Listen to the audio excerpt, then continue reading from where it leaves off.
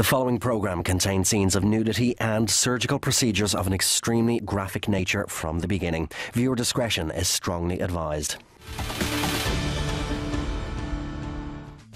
Welcome back to the final part of the Cosmetic Surgery Show. Would never consider performing. I'll throw that to you first, Dr. Ray.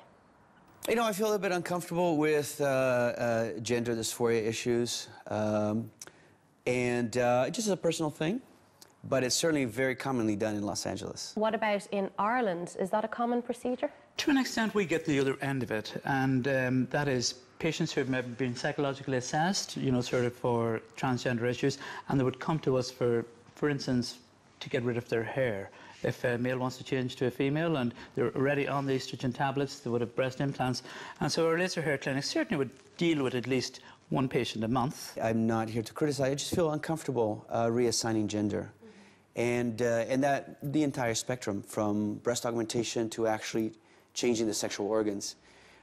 Just a personal thing, but I'm not here to criticize or cast judgment. Just I feel uncomfortable with it. I'd like to take it back to the more aesthetic cosmetic procedures. I see every day living in Los Angeles people who have very clearly gone too far. And I wanted to ask, this is more your opinion rather than your professional view.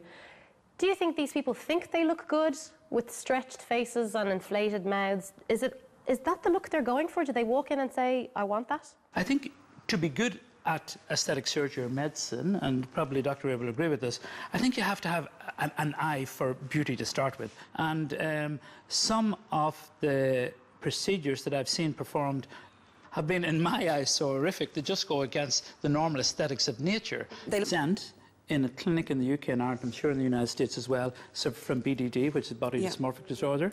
And you really have to be careful of the person who comes in, who knows you by a first name, who often talks down other doctors, who doesn't tell you procedures that they've had before, who gives you the wrong address, who sees something there that nobody else can see. There are a lot of outlandish treatments, procedures that are available in the US, in Brazil. We seem to copy everything America does. Is that where we're headed, Ailish? I suppose down the road, you know, I suppose sadly, yes. Are we headed towards homogenised faces, all looking the same teeth, the same boobs? Well, I mean, the teeth definitely. I mean, we know the teeth has definitely come in, very, very much so. Mind you, we needed them badly also. We did need the teeth, in fairness. The mirror is not reality. When we look at the mirror is a two-dimensional object. But the mirror will lie to you. It will make you look, you think you look beautiful. But you have that windblown look, the overpulled, the round eyes. And so a little bit of plastic surgery is good, I think, because we really, in fact, at the end of the day, we are into building people's self-confidence. That's what we do. Finally, Dr. Ray, my mother is in her 50s, has the lines and wrinkles of time. I think she looks beautiful, as she is. What is your answer to the aging process? Are you totally anti people looking their age? Do you think youth is the way forward? You know, I think aging is a normal part of our mortal journey, but we expedite that aging. The experiment I always tell people is drop your pants and look at your tushy. Your tushy is far younger than your face. Why? It's not subjected to the sun abuses. It's not subject to the pollutants, the stress.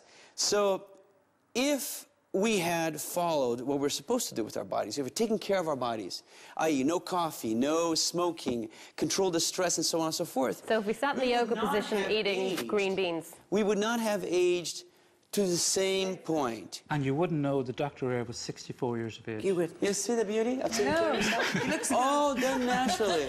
I'm going to have to stop you there. I'm going to have to stop you there. Unfortunately, we've run out of time. Thank you so much for joining me. You're welcome. Coming up in the final part of the Cosmetic Surgery Show, we're joined by Ellen as she shows off the results of her surgery. And it's back to Texas for more of the liposuction procedure.